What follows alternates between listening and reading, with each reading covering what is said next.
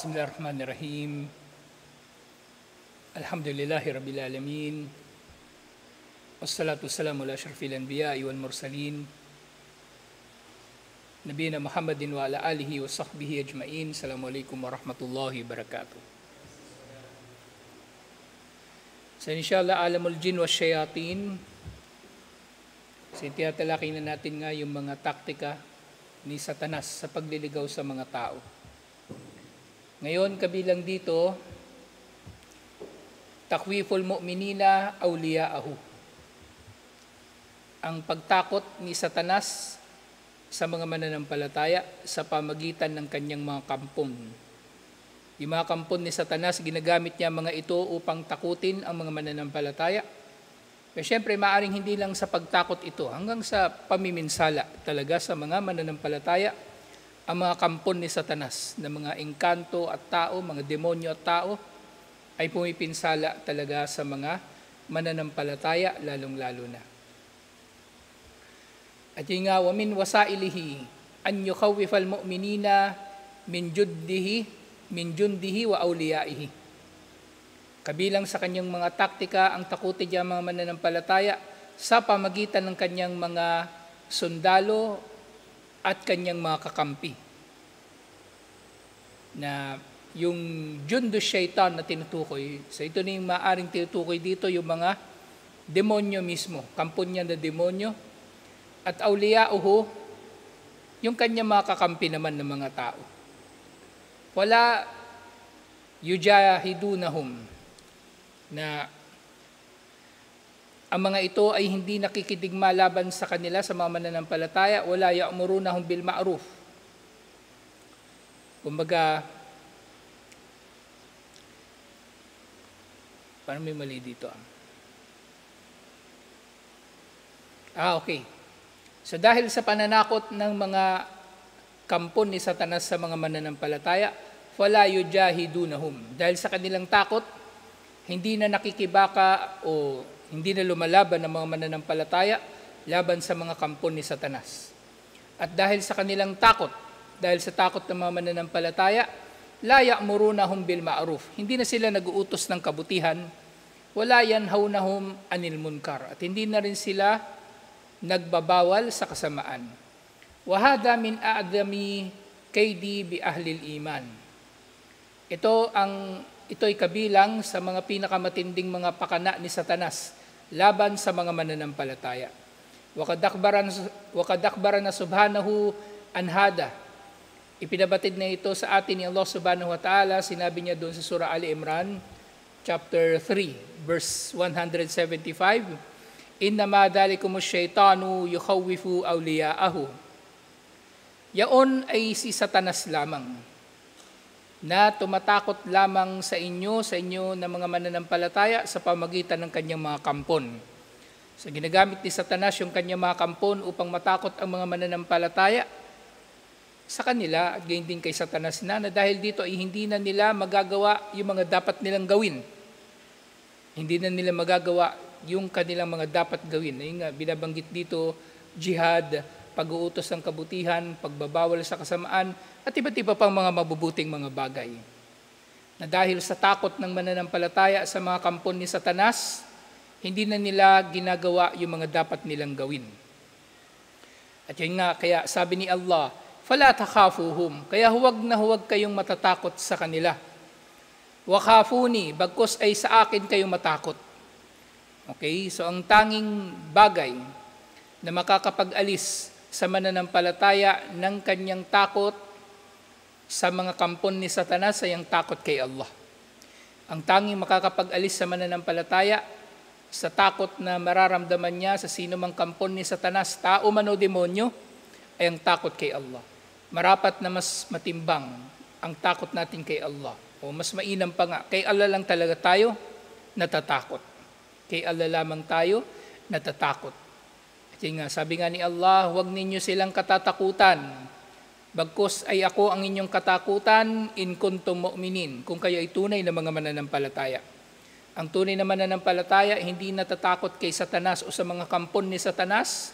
Ang kinatatakutan nila ay si Allah. Dahil si Allah ang makakapagprotekta sa kanila. At makakamit nila ang proteksyon ni Allah siyempre sa pamagitan ng paglapit kay Allah. Sa pamagitan ng paglapit kay Allah. Walang matatakasan laban sa mga pakana ni Satanas liban na lamang sa pamagitan ng proteksyon ni Allah. Walma natang kahulugan nito. Yukhawifukum bi awliyaihi. Si Satanas, tinatakot niya ang mga mananampalataya sa pamagitan ng kanyang mga kampon, kanyang mga kakampi, na mga demonyo o tao. Mga engkanto na kafir o tao. Yu'dhimuhum fi sudurikum. Si Satanas, pinagmumukha niyang malaki o dakila o matindi ang kanyang mga kakampi sa inyong mga dibdib. Na dahil dito, lalong ang kinatatakutan ng mananampalataya ang mga kampon ni Satanas. Yung kampon ni Satanas, maliit lang sana at mahina, pero dahil napangunahan na ng takot ang mananampalataya, nagkakaroon na nga ito, yung mga kampon niya, kumbaga, nagkakaroon na ito ng epekto sa kanila at mas madali silang maililigaw ni Satanas. Si Satanas katulad ng sino mang kalaban ng tao. Si Satanas katulad ng sino mang kalaban ng tao. Kumbaga, kapag tayo ay pinangunahan ng takot sa kanya, matatalo talaga tayo kung tayo ay pinangunahan ng takot kay Satanas. Pero kung kilala natin ang kalaban, kilala natin ang kanyang taktika, wala tayong katatakutan na labanan sa kanila, inshallah. Yung sabi nga, di ba, ni Sun Tzu dun sa Art of War, kilala niyo yun? Ano ba binabasa? Comics?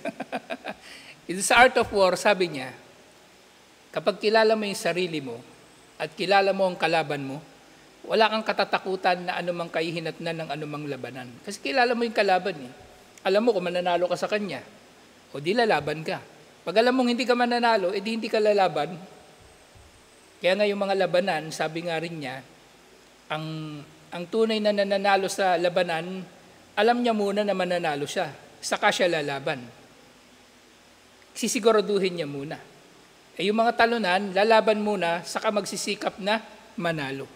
Kaya titiyakin mo muna yung iyong kalagayan. Ganito rin. Laban kay Satanas. So si Satanas, kinikilala natin siya na totoong may Satanas unang-una. At inaalam natin yung kanyang mga taktika. At yun nga, nalalaman natin na si Allah ang mayroong kompletong kapangyarihan sa kanya. Kaya kay Allah tayo makikipagkampihan para matatalo natin si Satanas. Inshallah, hindi tayo mapipinsala ni Satanas o nung kanyang mga kakampi o mga kampon. Yung nga, dahil nga dito, sabi nga ni Allah, فَلَا تَخَافُوهُمْ وَخَافُونِ إِن كُنتُمْ مُؤْمِنِينَ. Kaya huwag kayo matatakot sa kanila, bagkus ay ako ang inyong katatakutan kung kayo ay tunay na mananampalataya. فَكُلَّمَا قَوِيَ إِيمَانَ الْأَبْدِ زَالَ مِنْ قَلْبِهِ خَوْفُ أَوْلِيَاءِ الشَّيْطَانِ. Sa tuwinang lumalakas daw ang pananampalataya ng tao, ay nawawala sa kanyang puso ang takot sa mga kampon ni Satanas. At totoo rin yung kabaligtaran. وَكُلَّمَا دَأُفَ إِيمَانُهُ قَوِيَ خَوْفَهُ مِنْهُمْ. At tuwinang bumababa, humihina, nababawasan ang kanyang pananampalataya, ay tumitindi rin ang kanyang takot sa mga kakampi ni Satanas. At kay Satanas na rin mismo, waliyadu billah. So yun lang, ganun kasimple ang laban kay Satanas. Mas marapat na lumalapit ang tao kay Allah, nagpapakupkop kay Allah, nananampalataya kay Allah at nagpapatatag ng kanyang pananampalataya na nag-iisang sandata laban kay Satanas, inshallah. Laban kay Satanas, ibig sabihin laban sa kanyang bulong, laban sa kanyang pangbubuyo, laban sa kanyang pagliligaw. Kasi ito yung pangunahin na ginagawa niya. Oo, si Satanas sumasapi sa tao, yung mga kampon niyang demonyo sumasapi sa tao, pero secondary na lang yun eh. Ang pangunahin talagang pinsala ni Satanas sa mga tao ay ang mailigaw ang mga tao sa iba't iba niyang mga taktika. Kaya itong sumunod na nababanggit na taktika ni Satanas, dukuluhu ila nafsi min al-babi alladhi tuhibbuhu wa tahwahu. Si Satanas ay pumapasok sa puso ng tao sa pamagitan ng anumang minamahal niya o pinagnanasaan niya. Sa pamagitan ng anumang minamahal at pinagnanasaan ng tao, gagamitin yun ni Satanas upang makapasok sa puso ng tao. Yung tao, gustong-gusto ng pera. Yung tao, gustong-gusto ng babae. Yung tao, gustong-gusto ng kasikatan, gagamitin yun ni Satanas. So katulad ito nung nauna na nating natalakay, na tinitingnan ni Satanas yung tao. Tinitingnan ni Satanas yung tao. Kung siya ay matuwid, dudulutin ni Allah na siya ay magmalabis. Kung yung tao tamad, dudulutin ni Satanas na siya ay lalo pang tamarin sa mga gawaing pagsamba. Nang sa gayon siya ay maliligaw. So dito nga, sa banal, so totoo na naman yung sinabi kanina nga ni Sun Tzu. So dapat kilala natin si Satanas para mapagwagian natin siya. Kasi si Satanas, kilala niya tayo. Kilala ni Satanas ang mga tao kung paano niyang sasalakayin ang mga tao. So ganito makipagdigmaan. Pinag-aaralan natin yung kalaban. Pinag-aaralan natin ang kalaban kung ano ang gagawin sa kanya. Hindi yung bara-bara, hindi yung kung ano-ano lang yung gagawin mo. At hindi isa lang yung gagawin mo sa iba't ibang mga kalaban. Iba-iba yung kalaban mo. Hindi yun isang taktika lang yung gagawin mo. Iba-iba rin. Depende sa kung sino sila. Depende sa kung ano ang pinakamagiging epektibo at pinakamagdudulot ng tagumpay sa iyo. Sukdulan na hindi ka makikipaglaban dun sa kalaban para magtagumpay ka sa kanya. Kasi alam mong hindi ka mananalo eh. Merong kalaban, alam mo hindi ka talaga mananalo, di manahimik ka lang muna, humanap ka lang ng tiyempo o kaya, kumbaga, hayaan mo lang siyang pwede mo siyang guluhin sa ibang mga bagay, bulabugin sa ibang mga bagay. Hayaan mo siyang mamroblema. Hayaan mo siyang mamroblema. Kaya sa mga giyera, may tinatawag na attrition. Attrition, yung tuloy-tuloy na pinsala doon sa kalaban. Na walang malaking nangyayaring labanan, yung maramihan na may mamamatay. Pero yung kalaban, habang lumilipas, habang tumatagal yung panahon, nagiging mahal na masyado para sa kanila mag-operate ng digmaan. Tapos sobrang tagal na lumilipas ng panahon, yung mga tao sa bansa nila, napapagod na at naiinip na at naiinis. Kaya ayaw na nila yung digmaan. Ganyan na ganyan ang nangyari sa Amerika, doon sa Vietnam War at doon sa Afghanistan. Sobrang tagal nila sa Vietnam, Afghanistan. 20 years sila pareho doon eh. 20 years sila pareho. Nainip na lang yung mga tao. Ang nagpasuko talaga sa mga Amerikano, yung mga kababayan nila sa Amerika, pinauwi na sila. Umalis na kayo dyan, wala namang silbi yung pagpunta nyo dyan eh. Yun. Kaya, nagkaroon ng kumbaga, nagkaroon tuloy din ng pagkakataon yung mga Afghan. Yung mga Afghan, di sila harap-harapan na ikipagbarilan sa mga Amerikano. Lagi silang nakatago. Guerrilla warfare ang ginamit nila. Ganun din ang Vietnam. Natalo nila ang Amerika. Alam nila kung anong gagawin sa kalaban. So, ganun din tayo. Kasi si Satanas, ganun din siya sa atin. Pinag-aaralan niya ang tao. Yun nga, di ba? Kung si Satanas, di ba, buhay pa siya hanggang ngayon, ilang daang taon na nakasama ni Satanas ang mga tao. Hindi kabisado na niya yung psychology ng tao. Basang-basa na niya kung ano ang gagawin ng tao. Kaya yung tao, hindi rin tayo makakalusot o makakaligtas kay Satanas sa pamagitan lang ng sarili nating talino. Makakaligtas lamang tayo kay Satanas sa pamagitan lang din ng proteksyon ni Allah. Kasi si Satanas, hindi natin maaabutan yung level niya ng talino. Kasi sobrang tanda na niya, sobrang tagal na ng panahon niya, napakatalino na niya, ang dami na niyang tao nakasalamuha eh. At ganoon din yung tao. Parang ako, halimbawa, tumatanda na ako, marami na akong taong nakasalamuha. Kaya tumatalino na rin ako sa, inshallah, tumatalino sa pakikitungo sa mga tao. Alam ko na kung paano silang ngaharapin. Iba yung harap ko kay Manong, iba yung harap ko kay Torno, iba yung harap ko kay Kapitan. Iba-iba kasi alam ko yung ugali nila, pinag-aaralan ko yung ugali nila. So ganun tayo. Ganun tayo, inshallah. Nga sinabi ni Ibn al-Qayyim rahimahullah, tungkol sa bagay na ito. Inna syaitana yajri min ibni Adama majrad dam. Yung si Satanas daw, nabanggit din ito sa hadith, di ba? Si Satanas nga ay dumadaloy sa katawan ng tao, sa katawan ng anak ni Adan na katulad ng dugo.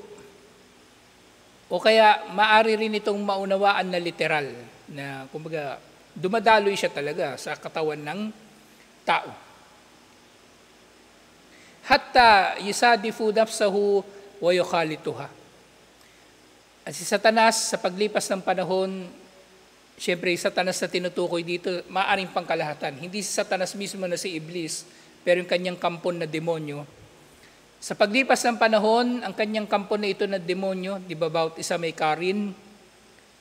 Sa paglipas ng panahon, lalo na kung nagiging masama ang tao, hindi naman nanampalataya, tapos masama pa, nagiging bahagi na ng katawan niya si Satanas, ang demonyo. Nagiging bahagi na ng katawan niya ang demonyo. At itong demonyo na ito, syempre, lagi niyang kasama, magre-report pa ito kay Iblis. O di si Iblis, mas naiintindihan niya ngayon ang tao na yun kung paanong sasalakayin. Wa yas'aluha amma tuhibbuhu wa tu'athiruhu.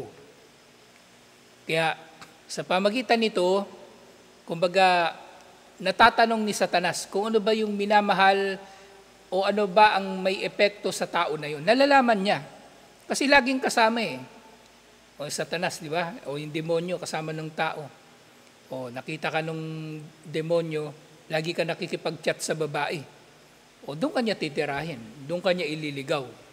Doon ka niya ililigaw. Kaya ngayong yung payo ko palagi doon sa mga brother, huwag kayong basta-bastang mag-aasawa ng pangalawa. Kala nyo okay lang, walang problema. Kasi yun nga, maaaring yung pag-aasawa nyo ng pangalawa, pakana rin ni Satanas. Kasi pag nag-asawa kayong pangalawa, mangyayari na mapapabayaan nyo yung pamilya nyo, kasi magulo na yung isip nyo at iba't iba pang mga bagay. So dapat maingat ang tao sa bagay nito. At paano nalaman nyo ni Satanas? Nandun mismo si Satanas sa katawan ng tao. Nandun mismo si Satanas sa katawan ng tao. At yun nga, faida arafahu ista'ana biha alal abdi. At kapag nalaman ito ni Satanas, gagamitin na ito ni Satanas yung mga impormasyon na nakuha niya tungkol sa tao na yon laban sa tao na yon. Ang tigdi, So parang kumbaga sa military, di ba may tinatawag na reconnaissance, okay, intelligence, surveillance, and reconnaissance, ISR, maririnig yan madalas. So ganun din sa Satanas. Ganun din sa Satanas. Kumukuha siya ng intel sa tao, inobserbahan niya yung tao, nagsusurveillance siya, tapos gumagawa rin siya ng reconnaissance, tinitingnan niya yung paligid ng tao na yon, ano-ano yung mga posibleng balakid na matupad niya yung kanyang mga balak sa tao na yun na mailigaw, inaalam yun lahat ni Satanas. At kapag nalaman na niya yun, saka lang siya kikilos nang dapat niyang ikilos. Nga, nakita niya yung lalaki, dawa pogi, o di binulungan niya ng binulungan. O yan, ngayon, ano nangyari sa kanya? Tapos nakita niya yung lalaki o yung tao, nakita niya na gustong sumikat. O yan, binulungan niya ng binulungan. Yan, upload ka ng upload araw-araw, tama yan, mainam yan. O purihin mo ng purihin ang sarili mo para sumikat ka. O yung ginawa nga niya, o namatay siyang nagpapakitang tao. O di namatay siya na masaya si Satanas, hindi si Allah ang masaya sa kanya. At iba't iba pang mga bagay na katulad nito. Hindi nga, wadakala alihi min hadal bab. At pumapasok siya sa tao sa pamagitan nito. Ginagawa niya itong parang pinto.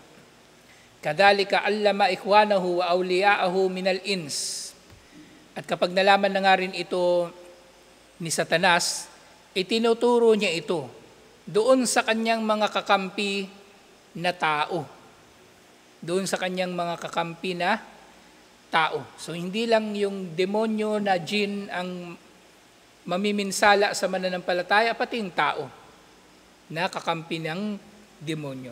Ida aradu agradahumul fasida min ba'dihim ba'dan,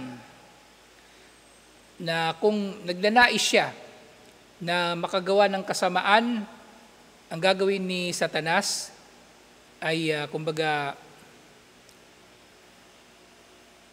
dudulutin niya na yung kumbaga magbabanggaan sila yung mga tao o magtataliwasan, magpipinsalaan.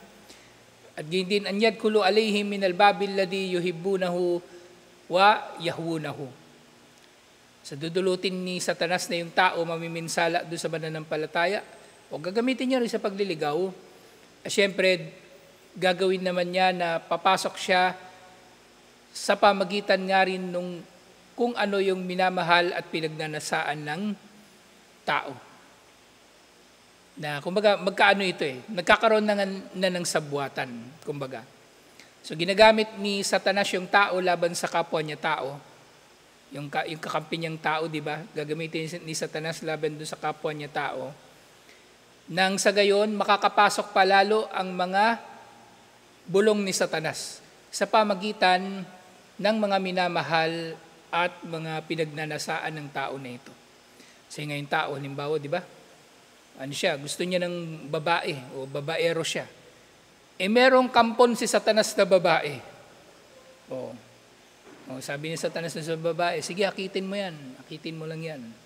Kasi yung plano pala ni Satanas, yung lalaki na yon, para pabayaan niya yung pamilya niya, para pag mamamatay na siya, pananagutan niya yung kanyang pagpapabaya. O gusto niya ng kasikatan, gagawa si Satanas ng paraan. Halimbawa, meron siyang kampon, magaling mag-camera o magaling mag-edit ng video. Punta ka doon kaya gustong sumikat niyan tulungan mong pasikatin siya. Ngayon, sa sobrang galing nung nag-i-edit din ng video na kakampi ni Satanas, kampon ni Satanas, di sumikat. Yung gustong sumikat, namatay siya na nagpapakitang tao. So, ganun din pananagutan niya. So, ganito kahusay si Satanas waliyadu billah. فَإِنَّهُ بَابٌ لَا يَقْدَلُ عَنْ حَاجَتِهِ مَنْ دَخَلَ مِنْهُ. Itong pinto na ito na binubuksan ni Satanas na sino man daw ang maghahangad na makapasok dito ay makakapasok nga. Makakapasok talaga siya. وَمَنْ رَامَ الدُّخُولَ مِنْ غَيْرِهِ فَالْبَابُ عَلَيْهِ مَسْدُودٌ. Pero kung meron pang iba na magtatangka na pumasok sa pinto na ito, matatagpuan niya ito na ito ay nakasara. فَإِنَّهُ بَابٌ لَا يَقْدِلُ عَنْ حَاجَتِهِ مَنْ دَخَلَ مِنْهُ. So ito raw yung pinto na ito na bubuksan ni Satanas. Sino man daw ang gustong pumasok dito ay makakapasok nga sa puso ng tao, sa pamagitan ng pinto na binuksan ni Satanas. Hahayaan niya na nakabukas. So maaaring mga hulugan din dito na marami pang ibang papasok dito na iba pang Satanas o iba pang demonyo. Kasi nakabukas lang siya. Pero, sino man daw na papasok sa iba pang paraan, ay matatagpuan niya na ito ay nakasarado. At hindi niya makukuha ang kanyang nais. So kumbaga, meron lang isang special na pinto na binubuksan sa Satanas. Yung pinaka-epektibo na pinto. Pinakamadaling makapasok at pinaka-epektibo, ibig sabihin, yung pinakamagdudulot ng pagkaligaw sa tao. Yun ang nakabukas. At kung meron pang maghahangad na magbukas ng iba pang pinto, papasok sa puso ng tao, ay wala nang ganun na pinto. Nag-iisa lang talaga siya. Kumbaga, nag-specialize na si Satanas sa nag-iisa na pinto. Wahuwa antarikin maksaduhu wa masdud. So itong pinto na ito ay pinto, hindi na ito na-translate, wala na sa translation. So ito yung pinto na, kumbaga, ninanais lang talaga ni Satanas na manatili na nakabukas. O minhaho na dakala syaitanu ala Adam wa Hawa. Sa ganitong paraan nga nakapasok si Satanas sa puso ni na Adan at Eva. Yun nga. So hindi agad-agad na iligaw ni Satanas sina Adan at Eva. Dahan-dahan lang din. Dahan-dahan. Yun nga, kabilang sa kanyang mga nabanggit sa maraming mga ulat ng pag-uusap ni na Adan at Eva at ni Satanas. Doon sa Quran, kabilang sa kanyang sinabi, وَقَالَ مَا نَهَاكُمَا رَبُّكُمَا عَنْ هَذِهِ الشَّجَرَةِ إِلَّا أَن تَكُونَا مَلَكَيْنِ أَوْ تَكُونَا مِنَ الْخَالِدِينَ. Kayong dalawa ay hindi pinagbawalan ng Panginoon ninyong dalawa mula sa punong ito, liban na lamang na dahil sa kapag kumain kayo mula sa puno na yon, ay magiging anghel kayong dalawa, o kayong dalawa ay mabubuhay habang panahon. So yung si Satanas, si Iblis, maaring nakita niya sa puso ni na Adan at Eva, gusto nila maging anghel, o gusto nila mabuhay habang panahon. So yun ang ginawa ni Satanas sa kanila. Dahil nga kung i-apply natin sinabi ni Ibn al-Qayyim kanina, rahimahullah, kung halimbawa si Satanas, lilinlangin niya si Adan at Eva sa iba pang paraan, bukod doon sa pagiging anghel at bukod doon sa habang buhay na pagiging immortal, bukod doon sa pagkakaroon ng buhay habang panahon, maaring hindi siya magtatagumpay. Naintindihan nyo? So ito kasi nakita niya sa puso ni na Adan at Eva, kaya ito yung ginamit niya. Si Allah, hindi niya kayo pinagbawalan kasi pag kumain kayo dyan, hindi niya kayo pinagbawalan dyan, liban na lang na kasi pag kumain kayo dyan, magiging anghel kayo at mabubuhay kayo habang panahon. Kung iba yung sinabi niya, pag sinabi ni Satanas, halimbawa, pinagbawalan kayong kumain dyan kasi pag kumain kayo dyan, popogi kayo lalo at gaganda. Hindi naman nila interest yun eh. Hindi yun nakita ni Satanas. Ang nakita ni Satanas na pinagdanasaan nila at minamahal nila, yung mabuhay habang panahon at maging anghel. Kaya doon sila tinira ni Satanas. Kumbaga, yun nga, may komento muli dito si Ibn al-Qayyim rahimahullah, فَشَامَ عَدُوِ اللَّهِ الْأَبَوَيْنِ. So dahil dito, kumbaga, inamoy o kumbaga na inamoy o kumbaga sininghot o may isa pang term doon na hindi ko maalala yung Tagalog. Basta kumbaga, sa pamagitan noon, nalaman niya yung gusto niyang malaman. Kumbaga, so inamoy ng kalaban ni Allah yung dalawang ninuno natin, si Adan at Eva. فَأَحْسَنَ مِنْهُمَا إِنَاسًا وَرُكُونًا إِلَى الْخُلْدِ فِي تِلْكَ الدَّارِ فِي النَّعِيمِ الْمُقِيمِ. Si Satanas, kumbaga, nalaman niya sa pamagitan ng kanyang pagmamanman, di ba? Kina Adan at Eva. Nalaman niya kung ano yung ginugusto nila, nagugustuhan nila at minamahal nila. At nalaman nga niya na gusto nilang mabuhay habang panahon doon sa paraiso. At nalalaman nga natin, si Adan at Eva, nilikha sila sa paraiso. Pero ang plano talaga ni Allah, ilalagay sila dito sa mundo. Nagustuhan na nila doon. So maaaring yung nakita ni Satanas, di ba, nagustuhan na nila doon. Kaya pinanatili na sila, o kaya nakaisip si Satanas na malilin lang niya sila kapag mapaniwala niya sila na kapag kumain sila doon sa puno, mananatili na sila sa paraiso habang panahon. So doon sila na linlang ni Satanas. فَعَلِمَ أَنَّهُ لَا يَدْخُلُ عَلَيْهِمَا مِنْ غَيْرِ هَذَا الْبَابِ. So ito, may kinalaman ulit doon sa sinasabi nga kanina. Alam ni Satanas na hindi siya makakapasok sa puso ni na Adan at Eva sa pamagitan ng iba pang paraan. Di ba? Sabi kanina, na sino man daw ang papasok sa pinto na yun na binuksan ni Satanas ay makakapasok. Pero kung papasok siya sa iba pang pinto, hindi siya makakapasok. Kasi meron lang isang special na pinto na binubuksan ni Satanas. At kina Adan at Eva sa kanilang kalagayan, kumbaga case in point o kumbaga parang sample sa usapin na ito, primarily sina Adan at Eva, ang kanilang pagnanasa na mabuhay habang panahon ang naging daan kung bakit sila nalinlang ni Satanas. At kung gagawa si Satanas ng iba pang panlilinlang, hindi niya madidiktahan sina Adan at Eva. فَقَاسَمَهُمَا بِاللَّهِ إِنَّهُ لَهُمَا لَمِنَ النَّاصِحِينَ. At nanumpa pa si Satanas sa ngalan ni Allah na siya para sa kanilang dalawa ay mabuting tagapagpayo. Kaya nga yung binanggit karugtong ng aya na ito, yung pareho na ito sa Suratul A'raf, chapter 7, verse 20. Yung karugtong ng aya na ito.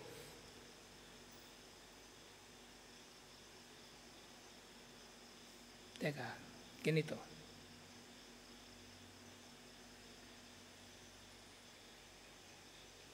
May mali.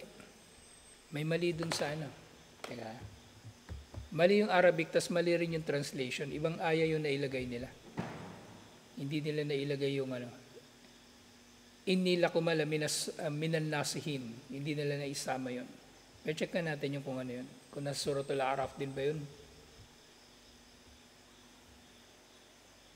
Sa sunod na aya sa 21. Sabi nga ni Satanas, waqasamahuma inni lakuma laminan nasihin. At siya nga ay